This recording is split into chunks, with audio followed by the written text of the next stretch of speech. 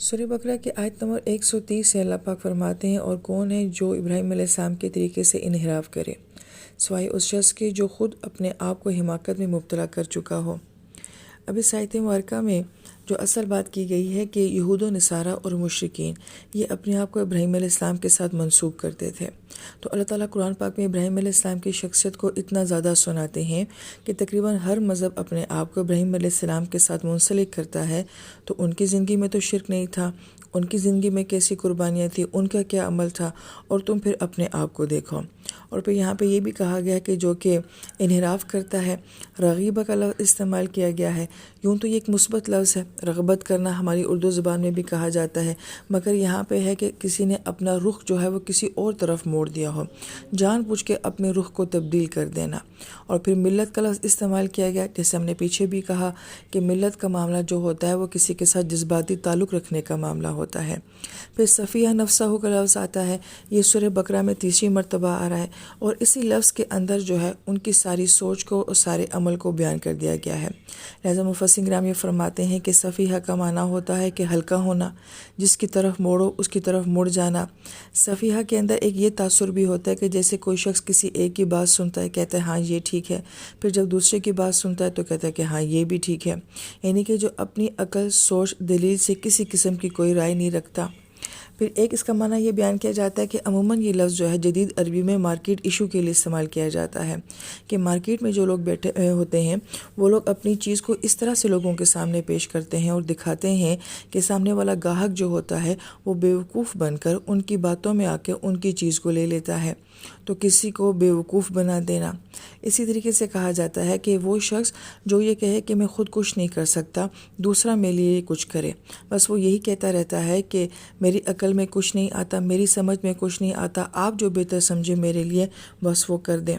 سوچنے سمجھنے سے خوف رکھنے والا، نہ جان کر اندھیرے میں رہنے والا، اور وہ شخص جو کہ اپنے آپ کو ضائع کر رہا ہو اور اس کو پرواہ بھی نہ ہو، چاہے وہ دنیاوی لحاظ سے ضائع ہو رہا ہے یا آخرت کے لحاظ سے ضائع ہو رہا ہے، مگر اس کو احساس بھی نہیں ہے کہ وہ اپنے ساتھ کیا کر رہا ہے۔ لہذا صفیہ جس میں سنجیدگی نہیں ہے، کسی قسم کی غور و فکر کی اس کے اندر صلاحیت نہیں ہے۔ اس لفظ کو علماء کرام نے بہت تفصیل کے ساتھ بیان کیا ہے، کیونکہ صفیہ کے اندر ان کا یہ سارا رد عمل بیان کیا گیا ہے کہ وہ کس طریقے سے اپنے آپ کو ضائع کر رہے ہیں، بلا سوچے سمجھے، بغیر کسی دلیل کے وہ اپنے آپ کو ابراہیم علیہ السلام کے ساتھ منسوب بھی کرتے ہیں، اور پھر ان کے ہر طریقے سے اپنے آپ کو خارج بھی کر دیتے ہیں۔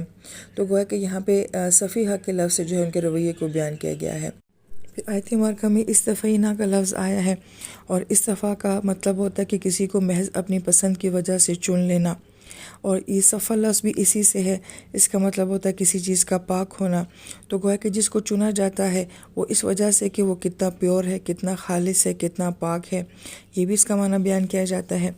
اور استفا کا مطلب یہ بھی ہوتا ہے کہ جس میں محض سامنے والے کی اپنی مرضی شامل ہو، کہ وہ اپنی چاہت، اپنی مرضی سے کسی چیز کو چن رہا ہے۔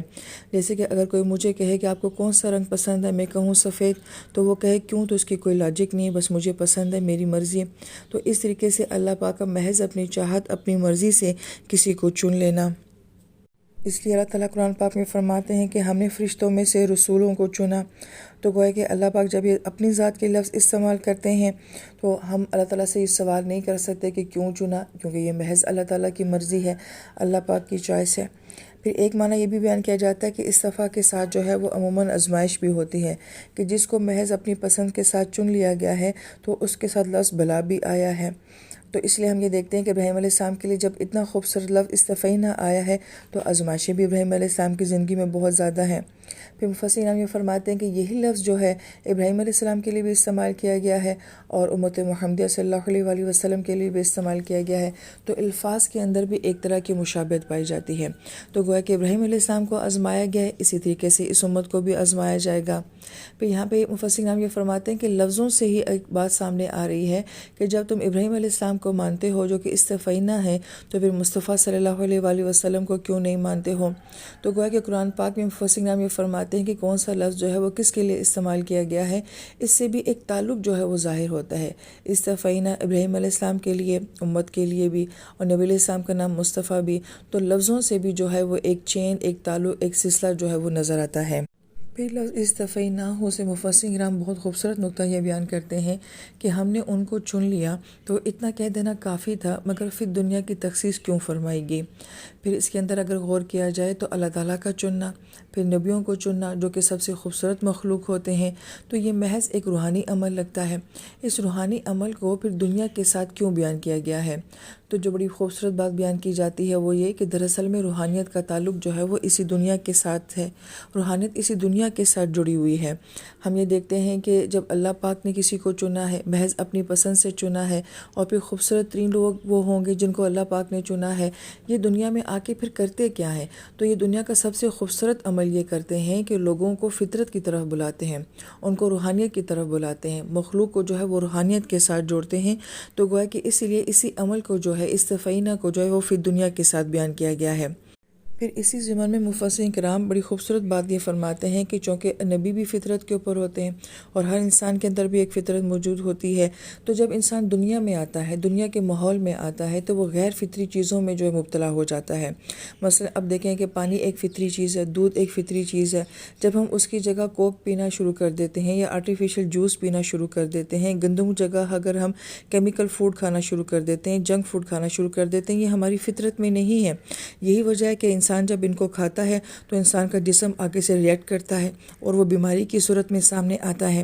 اسی طریقے سے انسان کی فطرت کے اندر یہ ہے کہ وہ پرسکون رہنا پسند کرتا ہے، اس کی فطرت میں اللہ کا قرآن ہے، لیکن جب ہم موسیقی سنتے ہیں، وہ شور شرابہ ہنگامہ اور غیر فطری کلام سنتے ہیں، تو وقتی طور پہ تو ہم یہ کہتے ہیں کہ ہمیں سکون مل رہا ہے، لیکن پھر اس کے بعد ہمیں بے چینی ہونی شروع ہو جاتی ہے، بے قراری ہونے شروع ہو جاتی ہے۔ تو گویا کہ جب انسان اپنی فطرت سے ہٹے گا تو وقتی طور پہ وہ اس میں انوالو تو ہو جائے گا، ہو سکتا ہے کہ اس کو اس میں کشش بھی محسوس ہو جائے، لیکن زیادہ دیر تک وہ فطرت سے دور نہیں رہ سکے گا۔ یہی وجہ ہے کہ آج دنیا کے مفکرین بھی یہی بات کہہ رہے ہیں کہ بہرحال انسان کو دوبارہ آرگینک ہونا پڑے گا، انسان دوبارہ اپنی فطرت کی طرف آئے گا، اور جتنا انسان اپنی فطرت سے دور جائے گا وہ جسمانی لحاظ سے بھی بیمار ہوگا، روحانی لحاظ سے بھی بیمار ہوگا۔ لہٰذا اس لیے یہاں پہ مفسرین کرام فرماتے ہیں کہ استفینہ کے ساتھ پھر دنیا کو جو اللہ پاک نے فرمایا ہے کہ انبیاء جو ہوتے ہیں وہ انسان کو اس کی فطرت کی طرف بلاتے ہیں، اس کی اصل کی طرف بلاتے ہیں، روحانیت کی طرف بلاتے ہیں۔ پھر استفینہ سے یہ بات بھی بیان کی گئی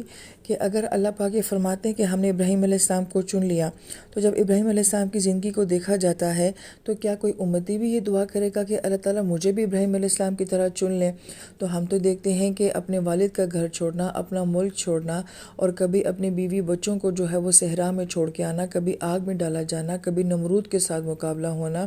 تو یہ سارے امتحانات دے کے، اور یہاں تک کہ اپنی اولاد کے گلے پہ چھری کا رکھ دینا سب سے مشکل معاملہ، تو کیا ہم میں سے کوئی چاہے گا کہ میری زندگی میں بھی ابراہیم علیہ السلام جیسے امتحانات آئیں؟ تو ہم تو کبھی بھی نہیں کہیں گے کہ ہمیں بھی چنا جائے۔ تو یہاں سے مفسرین کرام جو بڑی پیاری بات فرماتے ہیں وہ یہ کہ ابراہیم علیہ السلام کی زندگی میں ہم جتنے امتحانات دیکھتے ہیں تو گویا کہ ہر امتحان میں کامیابی کے بعد ہم ابراہیم علیہ السلام کے درجے کو بہت اعلیٰ مقام پہ دیکھتے جاتے ہیں۔ تو گویا کہ زندگی میں آزمائشیں آئیں گی، حالات آئیں گے، جو کچھ نبیوں کی زندگی میں ہوا ہے وہ عام انسان کی زندگی میں بھی ہوگا۔ یہی وجہ ہے کہ اللہ پاک وہ انبیاء جو دنیا سے چلے گئے ان کے قصے ہمیں کیوں سناتے ہیں کہ جو کچھ ان کی زندگیوں میں ہوا ہے وہی کچھ ہماری زندگیوں میں بھی ہوگا، اور پھر اس میں ہم نے کیا کرنا ہے، ہمارا رد عمل کیا ہونا چاہیے۔ تو جیسا نبیوں کا رد عمل ہوا ویسا ہی ہمارا رد عمل ہونا چاہیے۔ تو گویا کہ ہمیں ایک ٹریننگ دی جاتی ہے یہ سارے واقعات سنا کے کہ کس طرح سے اپنے حالات کو، اپنی آزمائشوں کو، اپنے امتحانات کو جو ہے وہ ہم نے ڈیل کرنا ہے۔ اور اگر ایسا نہ ہوا تو پھر ہمیں دوسرا سین بھی دکھایا جاتا ہے کہ دوسری طرف پھر ہمیں وہ قومیں نظر آتی ہیں جن کی زندگی میں اس طرح کے امتحانات اور آزمائشیں تو نہیں تھیں، لیکن پھر ان کا انجام جو ہے وہ بالکل اس سے مختلف تھا۔ لہٰذا ہم ابراہیم علیہ السلام کے ساتھ ایک جذباتی تعلق رکھتے ہیں، ہم ان کی امت ہیں، نبی علیہ السلام کا ان کے ساتھ تعلق ہے، اس کا مطلب ہے کہ یہ امت بھی آزمائی جائے گی جیسا کہ شروع میں بتایا تھا۔ لیکن جیسے ابراہیم علیہ السلام کامیاب ہوئے ہیں، انشاءاللہ امید ہے کہ اگر باپ کو کامیاب کیا گیا ہے تو ان کی اولاد کو بھی کامیاب کیا جائے گا۔